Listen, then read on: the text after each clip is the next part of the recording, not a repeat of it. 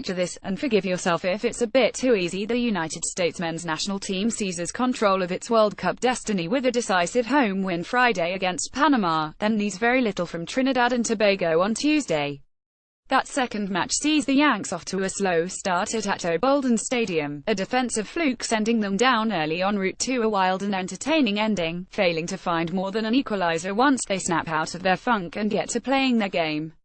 More three keys versus Panama. If you were to ask me my number one concern for this week's monumental World Cup qualifiers, the ones that stand between the Americans and their hopes for a 8th straight World Cup appearance, that's it: entitlement.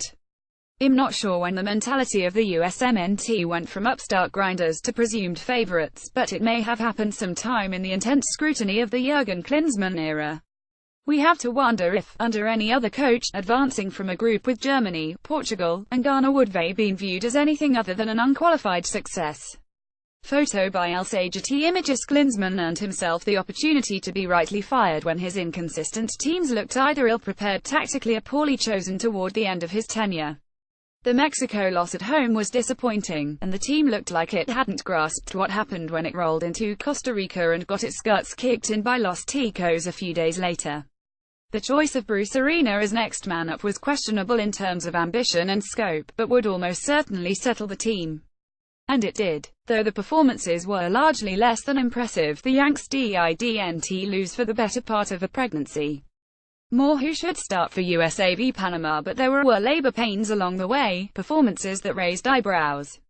For every tactically strong 11 draw in Mexico, there was the Gold Cup group stage opening draw with Panama.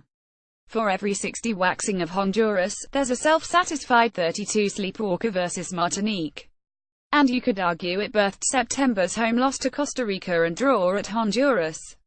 Sure, there are natural ebbs and flows to every team, but you need look no further than the top teams on the hex table to see there are two gulfs of difference. In Mexico, there's a top-to-bottom depth the Americans do not have, but in Costa Rica the troubles are, well, more troubling.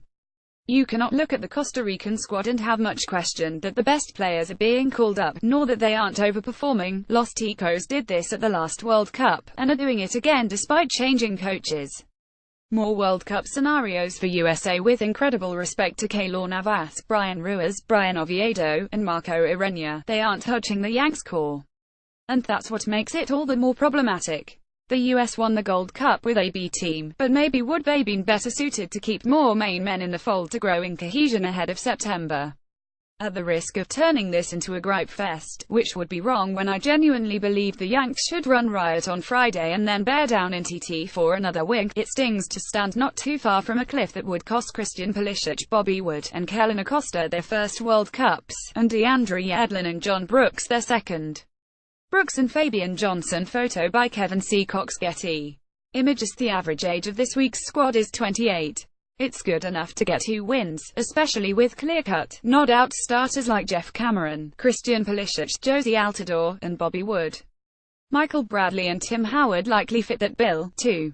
So does Fabian Johnson, but that's another story since HES not up to snuff, according to Arena. The legendary coach penned an open letter to fans on Tuesday, and in it he hit on some of the talking points which have started to ring quite tiresome. CONCACAF is really hard. That other guy lost the first 2 games. We almost didn't qualify before. So on, and so on. More some roster gripes for Mr. Arena. Well, it's 2017, and it shouldn't matter if the other teams are a bit better because of Major League Soccer, so guys.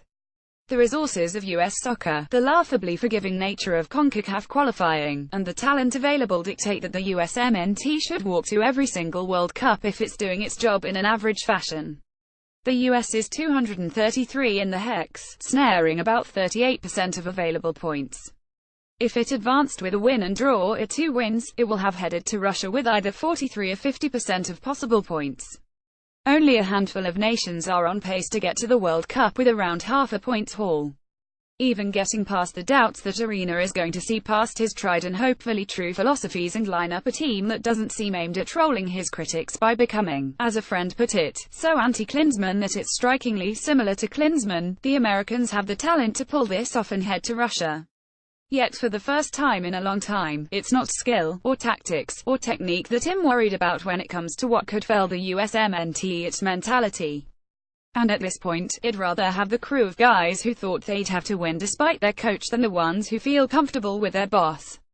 The Yanks A-team HASNT played well throughout consecutive matches in some time, probably going beyond Arena's tenure and deep into Klinsmann's group stage of Copa America, the 2015 friendly wins in Germany and Holland.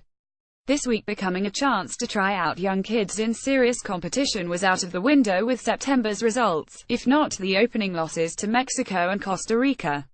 Underperforming on Friday and Tuesday could close down Arena's chances of meaningful experimentation in November friendlies because of an unnecessary international playoff or worse. Maybe it's as simple as flipping a switch. Maybe I'm overemphasizing minor mental flaws that will be systematically overrun by the magnitude of this week. I hope either of those are correct, but for the first time in ages my anxiety goes beyond skill set. And that's nerve-wracking stuff. Follow at Nicolas Mendela.